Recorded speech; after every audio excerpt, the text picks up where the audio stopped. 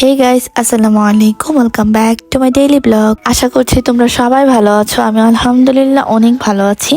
আমার গত ব্লগে তোমরা দেখেছিলে যে আমি আপুর বাসায় গিয়েছিলাম। আপুর বাসায় যাওয়ার দুইটা ব্লগ কিন্তু আমি অলরেডি আপলোড করে দিয়েছি। আপুর বাসায় এটা কিন্তু আমার লাস্ট ব্লগ।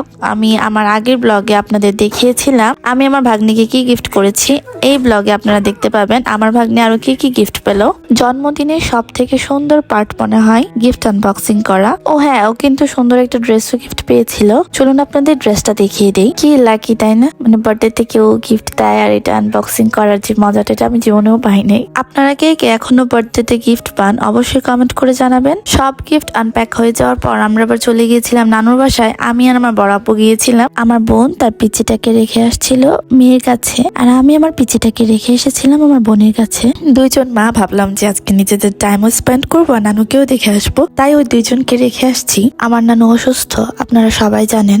যতবারই নানুকে দেখতে যাই ততবারই ইমোশনাল হয়ে যায়। আমার নানু এখনো যে অসুস্থ, তারপর আমরা গেলে আমরা খেয়েছি কিনা, কিভাবে এসেছি, কতটুকু কষ্ট হয়েছে জানতে চাই। পৃথিবীর সবার নানা নানু দাদু সবাই বেঁচে থাকুক, সবাই যেন এই নানা নানুর দাদা দাদুর আনন্দটা যেন পাই। যেহেতু বাসায় দুটো পিচ্চি রেখে গিয়েছিলাম, তাই তাড়াহুড়া করে আমি আর আমার আপু চলে আসি। আসার পর আপুর মাথা ব্যথা ছিল, তাই আপুকে বলি তুমি রেস্ট নাও, আমি তোমার দুষ্ট পুচকুটাকে রাখবো আজকে। ওর কিছু দুষ্টমির লক্ষণ তো দেখতেই পাচ্ছেন। লাস্ট মোমেন্টে ওকে রাখার জন্য ওর পায়ে আমি কষ্টে পেঁচাই দিই। কেউ যদি আমাকে জিজ্ঞেস করেন আমার আপুর বাসায় কাটানো বেস্ট মোমেন্ট কোনটা, তাহলে আমি বলবো আমার পিচ্চি পুচকুটার সাথে কাটানো সময়টা। আমি এখন ওকে প্রচুর মিস করছি, শুধু আমি না, আমার বোন আমার আম্মু সবাই মিস করছি। আমরা এখন ওর ভিডিওগুলো দেখি। এই যে এখন দেখছেন রাতের বেলা আমরা তিনজন মিলে গুটি গুটি পায়ে বের হয়ে গিয়েছি, কারণ আমরা তিনজনই চুল কাটবো। এখন কি ভাবছেন যে এত রাতে আবার কে পার্লারে যায়? না, আমরা কোনো পার্লারে যাচ্ছি না। পাশেই আমার আরেকটা মামাতো বোনের বাসা,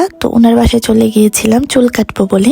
বাট গিয়ে কোনো লাভই হয়নি, কারণ আমার বোনটা বাসায় ছিল না। ভারাক্রান্ত মন নিয়ে যখন চলে যাচ্ছিলাম রাস্তা দেখে দেখে, তখন উপরের দিকে তাকিয়ে দেখি ব্রিজে কাজ চলছিল। সেখান থেকে কেউ একজন নিচের দিকে টর্চ দিয়ে দেখছিল। বারবার উনি টর্চটা আমাদের দিকে দিচ্ছিল, মনে হচ্ছিল উনি আমাদের ডাকাত বা চোর ভেবেছে। চারদিকে অন্ধকারও ছিল প্রচুর, সেই সাথে কুয়াশাও ছিল যেহেতু শীতকাল। ওনার সাথে চোর পুলিশ খেলতে খেলতে তাই আমরা তাড়াহুড়ো করে চলে যাই বাসায়। অন্ধকার থেকে আপনাদের আলোতে নিয়ে আসলাম। এখন যে দেখছেন এটা হচ্ছে যেদিন চলে আসবো ওই দিনকার ভিডিও। আমরা প্রায় রেডি হয়ে গিয়েছি, ব্যাগ ট্যাগ নিয়েছি, বের হয়ে যাব। তখন আবার আমার ভাগ্নিটা বায়না করে ওকে যেন হালিম রান্না করে খাইয়ে তারপর আমরা যাই। এটা আসলে ওদের বুদ্ধি ছিল, মা মেয়ে মিলে প্ল্যান করেছে যেন আমরা থেকে যাই। আমরাও কম যাই না, তাদের প্ল্যান ভেস্তে দেওয়ার জন্য আমরা দুই বোন মিলে ঠিক করি আমরা তাড়াহুড়ো করে রান্না করে দেন চলে যাব বাসায়। আমি প্রথমেই সবকিছু কেটে কুটে রেডি করে নিয়েছি। পাতিলে অলরেডি পেঁয়াজগুলো ভেজে নিয়েছি, তারপর এটার মধ্যে দিয়ে দিলাম কেটে রাখা মাংসের টুকরোগুলো। তারপর মাংসগুলোকে ভালো করে ভেজে দেন দিয়ে দিলাম হালিমের মশলাটা। মশলা দেওয়ার পর এখন ভালো করে মাংসটা কষিয়ে নিব। এই শীতে আমার গলার 12টা বেজে গেছে, তাই বারবার আমার ভয়েসটা চেঞ্জ হচ্ছে। আপনারা প্লিজ একটু কষ্ট করে সহ্য করে নেবেন। হালিম রান্নাটা আমি অনেক আগে থেকে পারি। আমি যখন ক্লাস 8 বা 9-এ পড়ি তখন থেকে হালিমটা রান্না করি। আর আমাদের ঘরে হালিম রান্নার নাম উঠলে অবশ্যই আমার নামটা সাথে উঠবে। ছোট থেকে হালিম রান্না করতে পারি, কারণ হালিম রান্না করাটা অনেক ইজি। আপনাদের সাথে কথা বলতে বলতে আমি ডালটাও দিয়ে দিয়েছি পাতিলে। এখন মাংসের সাথে ডালটাকে ভালো করে নেড়ে দেন দিয়ে দিব পানি। পানি দেওয়ার পর আর কোনো কাজ নেই, শুধু ভালো করে নাড়াচাড়া করলেই হয়ে যাবে। আমি যে শুধুমাত্র হালিম রান্না করতে পারি তা না, আমি হালিম খেতেও পারি ভালো। বলতে পারেন আমার পছন্দের খাবারের তালিকায় হালিম একটি বড় জায়গা দখল করে আছে। আমি ভিডিও করতে গেলে এত বেশি লজ্জায় পড়ে যাই, ইনফ্যাক্ট আমার ফ্যামিলির মানুষের সামনেও। সত্যি কথা বলতে রান্নার ভিডিওটা আমি লুকাই লুকাই একটু একটু করে ভিডিও করছি। এমন না যে আমার ফ্যামিলির মানুষ আমাকে কিছু বলবে, বাট ওই যে লজ্জার কারণে আর কি। আমার আপুই কিন্তু পরে ভালো করে প্লেটিং করে নিয়ে আসে আমি যেন ভিডিও করতে পারি। আপুই বারবার বলছিল যেন ভিডিও করি। আপুর বাসায় আমরা ছিলাম 2 দিন। 2 দিনে প্রায় 3টি ডেইলি ব্লগ আমি বানিয়েছি, যার মধ্যে 2টি ডেইলি ব্লগ আমি অলরেডি আপলোড করে দিয়েছি।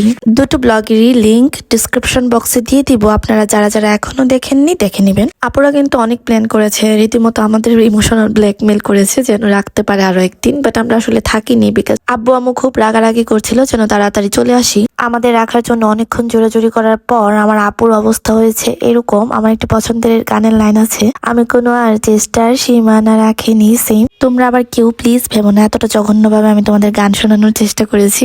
লাস্ট মোমেন্টে চলে আসবো বলে বাই বাই বলতে গিয়েছিলাম পুচকুটার কাছে, ও আমার দিকে না তাকিয়ে বাইরে তাকিয়ে থেকে গাড়ি দেখছিল। যারা যারা এই পর্যন্ত আমার ভিডিওটি দেখেছেন তাদের সবাইকে অসংখ্য ধন্যবাদ। এইটাই ছিল আপুর বাসায় কাটানো আমার শেষ ব্লগ। আমার ব্লগটি ভালো লেগে থাকলে লাইক করতে ভুলবেন না। কথা হবে নেক্সট ব্লগে, ততদিন পর্যন্ত ভালো থাকবেন, সুস্থ থাকবেন। আল্লাহ হাফিজ।